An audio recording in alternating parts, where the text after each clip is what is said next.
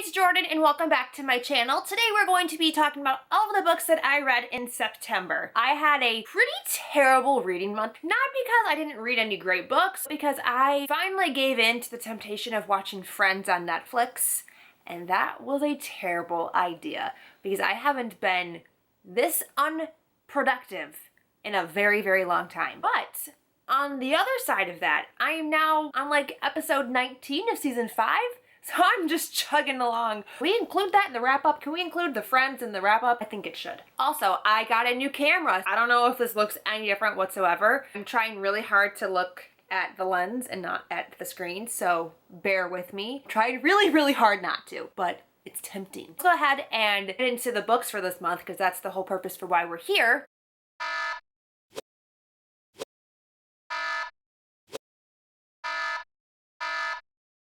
As you can see, I read 3 of the books. One of them was on an audiobook, so I really only read 2 books. So the first book that I read this month is I finished up A Torch Against the Night by Sabaa Tahir. This is the second book to her and Ember in the Ashes series. I did do an entire full-length book talk on this. I will go ahead and link that on the screen if you'd like to check it out. I gave this a 3.75 stars, I think. I don't know. I'm really unsure of how I feel about this series because I really enjoy them while I read them, but there's something missing from this series for me. I don't know what it is. It's not my favorite fantasy series. I felt like the first 2/3 to 3/4 of the book was a lot of like traveling time through the desert with our main characters trying to get from point A to point B. But I did really enjoy the ending. It was so action-packed and wild and crazy. And I'm very excited for the next book, but I'm hoping that I finally get some answers to a lot of the questions that I'm having with the book so that I can appreciate and enjoy this more, because there's just something about it that I don't like and that makes me really sad because a lot of people really, really enjoy these books. After I finished that one, I read Empire Storms by Sarah J. Maas. This is the 5th book in the Throne of Glass series,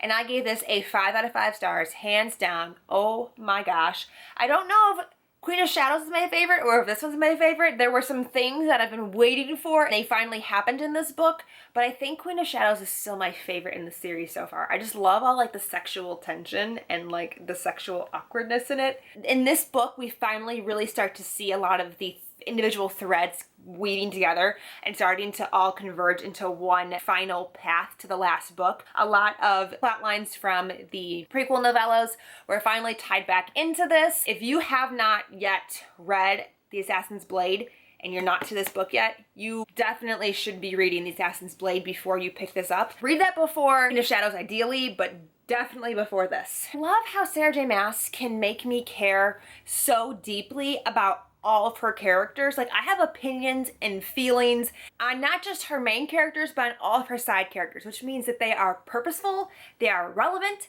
they mean something, they're not just there to be there. They all add some sort of value, and I love that. I can't wait for the final book to come out next year. I'm really sad that's going to be the final book, but what am I going to do with my life? I loved this. I'm going to be doing a full book talk for this one as well, like I've done for every other book in the series. That should be coming very, very soon. That book was really heavy to hold. Whew. The last book I read this month I actually listened to as an audiobook, and that was The Girl on the Train by Paula Hawkins. I chose to read this book this month in preparation for the movie, and I gave this a 3.5 to 4 stars. I really did enjoy this. I can see why the marketing people pitched this as being for those that are also fans of Gone Girl. They both have an unreliable narrator. They both have this psychological mystery thriller aspect to them. They both have very unlikable, very dark characters, but they don't have the same writing style, the same tone. Gillian Flynn is definitely a more like grotesque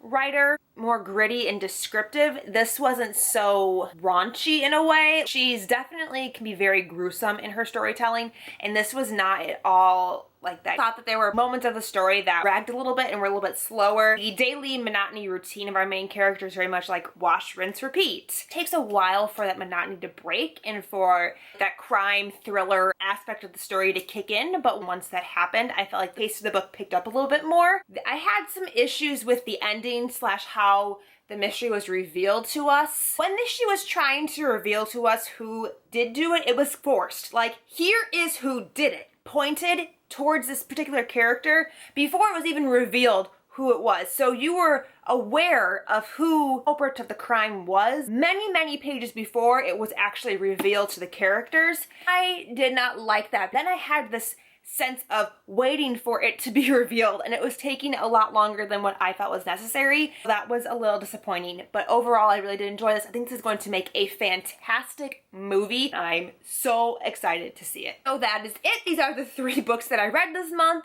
plus I watched 5 seasons of Friends, so let's just add that on top here. Hope that you guys enjoyed this. I'd love to know what you read this month in the comments down below, or if you read any of these, what you thought of them. Thank you guys so much for watching. Till next time, I'll see you very soon. Bye!